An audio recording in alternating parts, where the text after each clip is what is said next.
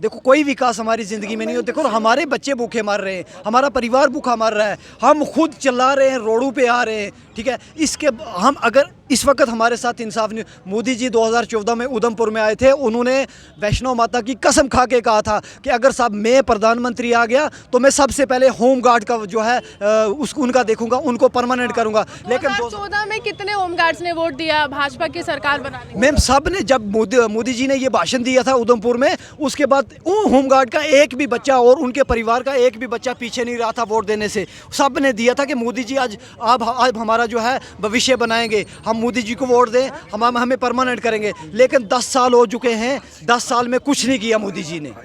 और आज हमें देखा जाए, हमें हिरासमेंट किया जाता है। चीफ सेक्रेटरी साहब ने हमारे श्रीनगर डिवीज़न से कम 200 लोगों को डिसंगेज कर दिया और इतना ज़बरदस्त स्ट्रिक्टली आर्डर वहाँ पे निकाले हैं कि इन सब को डिपार्टमेंट से निकाल दो। अब होम गार्ड्स को उनकी जॉब से निकाला गया है क्योंकि लगातार लोग कह रहे हैं कि यहाँ पर नए लोगों को नौकरी दी जा रही है और जो पहले हैं वो पहले ही परेशान। 1500 लोगों को 1500 से 2000 लोगों को अभी तक इन्होंने निकाला है। क्या यही है झूठी सरकार तोहफा दे रही है? Digital India, make in India, एक विधान एक निशान एक संविधान। ये लोग ट्रेनर लोग हैं, ये इन्होंने बहुत कुर्बानियां दी है। खाकी को शर्मसार कर रही है, खाकी के लोगों को राख कर दी है, खाकी के ऊपर खंजर मार रही है जो बड़े बड़े अधिकारी बैठे हैं। और हम यही जम्मू कश्मीर में इस समय स्थायी व स्थिर सरकार नहीं है। जम्मू कश्मीर को केंद्र शासित प्रदेश में तब्दील कर दिया और उसी के तहत उपराज्यपाल की बड़ी जिम्मेदारी बनती है कि जम्मू कश्मीर में वो तमाम सुविधाएं लोगों को प्रदान करवाए जो एक चीफ मिनिस्टर करता अगर जम्मू कश्मीर एक राज्य होता।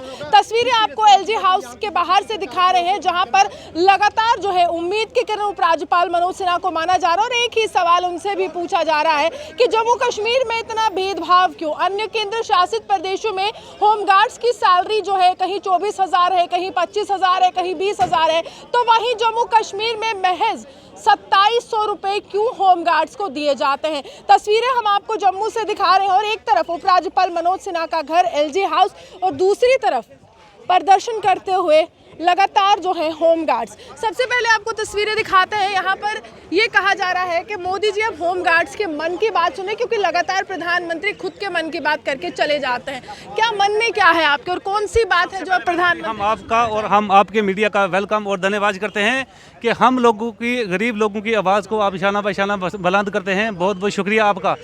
तो सर से पहले हम यही कहना चाहते हैं कि सर 9-10 साल हो गए हमको यहाँ पे सर ये हेजिटेशन करते हुए। आज तक सर हमारा कोई काम, जैसे टस का मस ठंडी बस्ती में चल रहा है, सर हमारा कोई काम अभी होम गार्ड का नहीं हुआ है। तो इसी मीडिया के वसाले से हम ये गवर्नमेंट से एक रिक्वेस्ट करते हैं कि 2014 का मोदी जी ने जो वादा किया था कि सुप्रीम कोर्ट और हाई कोर्ट का भी हमारे पास डायरेक्शन है, इसको इम्प्लीमेंट क्या किया था? वादा किया था कि हमारी सरकार आते ही होम गार्ड का पक्का किया जाएगा। पूरी सैलरी और पूरी ड्यूटी होम गार्ड की ऑल इंडिया में एक समान वेतन समान कार्य होगा।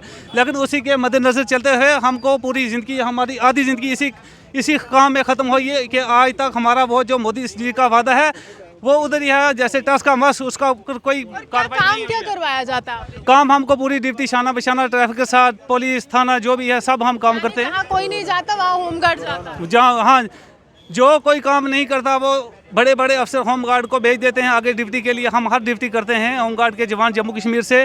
तो हमारा एक ही नारा है कि हमारा काम जो है जल्दी जल्दी सुप्रीम कोर्ट और हाई कोर्ट के आर्डर को लागू किया जाए। अभी सेंटर की एक जजमेंट आई है होम गार्ड के सेंटर में, तो इसको इम्प्लीमेंट किया जाए। देखिए साफ तौर पर काफ़ी बड़ी संख्या में होम गार्ड्स जो है यहाँ पर मौजूद है और होम गार्ड्स एक ही सवाल कर रहे हैं कि जम्मू कश्मीर में 365 दिन काम करने की यहाँ पर जो अवधि है वो भी होम गार्ड्स को दी जाए। प्रधानमंत्री नरेंद्र मोदी होम गार्ड्स के मन की बात सुने। और एक और तस्वीर अर्जुन आप वो दिखा दीजिए। खाकी ने हमारे बच्चों को खाक कर दिया है। इन्हीं से जानने की कोशिश करते हैं कि आखिरकार इस तरह के नारे, इस तरह की बातें जो हैं लगातार होम गार्ड्स जो है वो क्यों कर रहे हैं। सर क्या परेशानी क्या आ रही है? क्योंकि यहाँ पर लिखा है कि खाकी ने हमारे बच्चों को खाक कर दिया। मैम खाकी ने हमारे बच्चों को खाक किया, हमें गवर्नमेंट ने खाकी यूनिफॉर्म दी पहनने के लिए, लेकिन उसको पहन के हमारे बच्चे बर्बाद हो गए, हम खुद बर्बाद हो गए। हमें सिर्फ 2700 रुपये सैलरी जो है वो गवर्नमेंट हमसे 9 डेज ड्यूटी लेती है, महीने में सिर्फ 9 दिन ड्यूटी लेती है। उसके बाद हमें 21 दिन के लिए ये खुला छोड़ देते हैं, कहाँ जाओगे कहाँ नहीं जाओगे, जाओ जहन्नम में। सिर्फ उस 9 दिन की हमें सिर्फ 2700 रुपये सैलरी मिलती है। वहाँ भला खाकी ने खाकी को ही मारा है, खाकी यूनिफॉर्म हमें दी और खाकी ने दी। क्या पुलिस कर्मियों की तरह काम करते हैं जैसे उनकी ड्यूटीज होती हैं इतनी कड़ी धूप में? कोरोना काल में भी हमने देखा काफ़ी ज़्यादा, उस समय होमगार्ड्स की क्या स्थिति थी? मैम देखिए, जहाँ एक चौक में सीआरपीएफ का एक जवान खड़े होके 1 लाख रुपए सैलरी लेता है, वहीं उसके साथ शाना बशाना हम भी उसी चौक में खड़े होके और हमें दिन का 300 रुपये, 9 दिन का 2700 रुपये मिलता है। भला इससे ज़्यादा हमारे साथ नाइंसाफ़ी क्या हो रही है?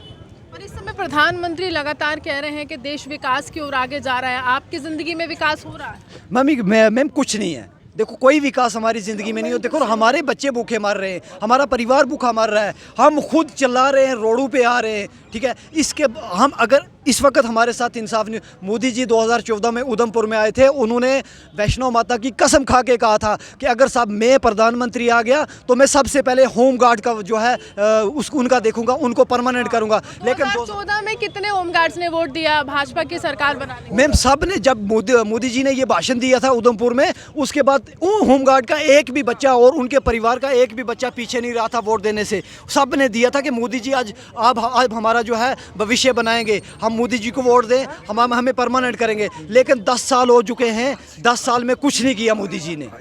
और आज हमें देखा जाए, हमें हिरासमेंट किया जाता है। चीफ सेक्रेटरी साहब ने हमारे श्रीनगर डिवीज़न से कम 200 लोगों को डिसंगेज कर दिया और इतना ज़बरदस्त स्ट्रिक्टली आर्डर वहाँ पे निकाले हैं कि इन सब को डिपार्टमेंट से निकाल दो। अब ये हमें डिपार्टमेंट से निकाल रहे हैं और ये पैसा खा के नई भर्ती करेंगे। अब पुराने बंदों को सबको निकाल रहे हैं और ये नई एडवर्टाइज निकालेंगे। हम 30 साल से काम कर रहे हैं, हमें 30 साल हो गए, 25 साल हम लोगों ने दिए। आज अगर हमें ये निकाल देंगे तो हम कहाँ जाएंगे? हमारे बच्चों का क्या होगा? हम परिवार में क्या मुंह दिखाएंगे? हम बूढ़े माँ बाप को, अपने बच्चों को क्या मुंह दिखाएंगे कि इस डिपार्टमेंट में रह के हमने क्या किया, हमने क्या कमाया, हम आपके लिए क्या लेके आए हैं? हमारे बच्चे स्कूल जाने से परेशान हैं, हमारे बच्चों की फ़ी पूरी नहीं हो रही है, हमारे बच्चों की यूनिफॉर्म किताबें पूरी नहीं हो रही। भला हम क्या करें? हम अब हमारे लोग यहाँ तक कि सुसाइड, हमारे लोगों को हार्ट अटैक हो रहा है, ये सोच कर के हम बच्चों को क्या जवाब दें? भला हम इंसाफ चाहते हैं। हम एलजी साहब को, हम पीएम मोदी साहब से यही रिक्वेस्ट करते हैं कि हमारे बारे में कुछ किया जाए, हमारे बारे में अच्छा सोचा जाए और हमें 365 दिन ड्यूटी दी जाए ताकि हम अपने बाल बच्चों का पेट पाल सकें। कमला जी, आप लगातार जो है होमगार्ड्स की आवाज़ बनती आई हैं, लेकिन आप कह रही हैं कि 10 साल का समय हो गया, 2024 का चुनाव आने वाला है और 2014 से वायदा किया था। क्या वायदा किया गया था जिससे आज तमाम होमगार्ड्स के दिल पे ठेस पहुंची है कि प्रधानमंत्री ने पूरा?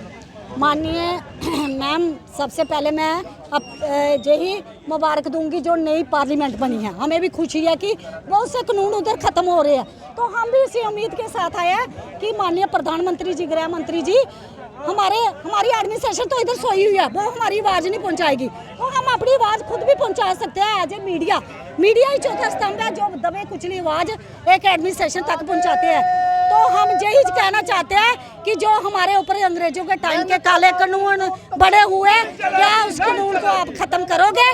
पूरे हिंदुस्तान में राज्यकारी और केंद्रीय कर्मचारी का दर्जा दिया जाएगा, जहाँ होमगार्ड का शोषण होता रहेगा पूरी उम्र। होमगार्ड्स को उनकी जॉब से निकाला गया है क्योंकि लगातार लोग कह रहे हैं कि यहाँ पर नए लोगों को नौकरी दी जा रही है और जो पहले हैं वो पहले ही परेशान। 1500 लोगों को 1500 से 2000 लोगों को अभी तक इन्होंने निकाला है।